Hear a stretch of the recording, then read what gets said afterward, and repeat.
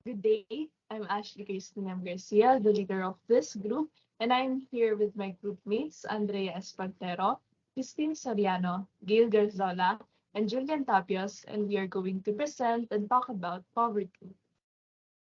Poverty is the state of not having enough money or material possessions to live on. Moreover, it is defined as the inability of people to meet their basic needs. Poverty remains a problem in the Philippines. Over the last 4 decades, the proportion of families living below the official poverty line has gradually and unevenly increased. Furthermore, in recent years, economic growth has not translated into poverty reduction.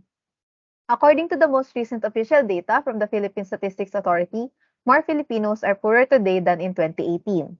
Additionally, according to the PSA's Family Income and Expenditure Survey, 19.99 million people in the country are living in poverty in 2021, and this amounts to the 18.1% of the total population. Between 2018 and 2021, approximately 2.3 million Filipinos were pushed into poverty, owing primarily to the economic crisis caused by the pandemic.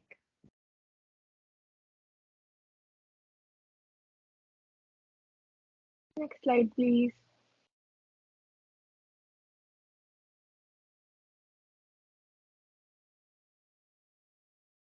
Now presented in the shared screen is the problem tree of our group that revolves around poverty. And here are the causes and effects of our chosen social issue. First is lack of education. The lack of access to education is one of the causes of poverty because it is a factor that affects one's income earning capacity in the later years.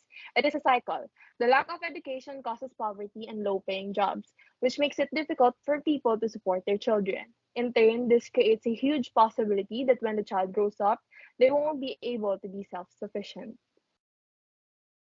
Another one of the causes of poverty is unemployment. The lack of a stable job means no income, and without income, families will not be able to afford their basic needs, pushing them deeper into poverty.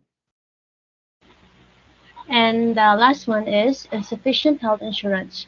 Insufficient health insurance is a big problem because people will often not be able to afford proper treatment in times of illness.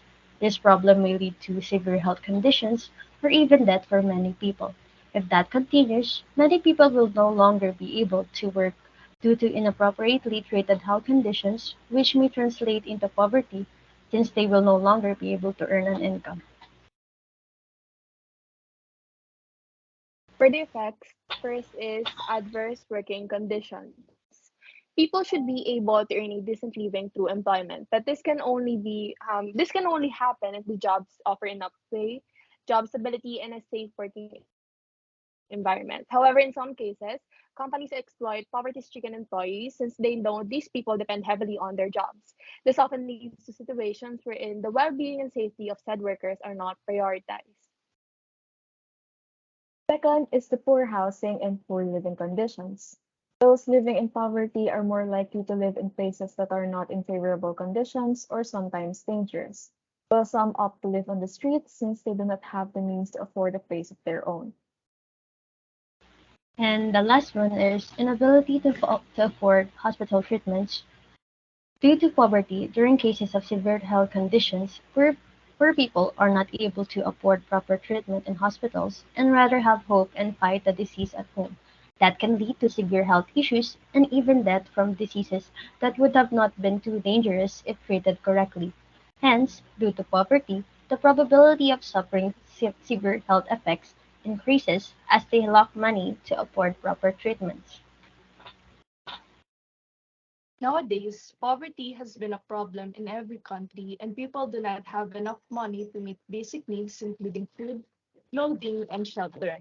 To solve the social issue, these are our suggested actions that could help resolve or address poverty. First is to create awareness. Social media has become an integral part of our daily life, and you can use it as a voice for social good. Second is to donate. Donating old clothes, furniture, and toiletries can also help improve the well being of the poor. Third is to help poor people create jobs. More employment options in the country mean more ways how to stop poverty. And last is to educate the poor. Educating the learners can be done by creating programs that will help improve their learning by providing activities like teaching them some stories and teaching them to read and write. And that is all for our presentation. Thank you for listening.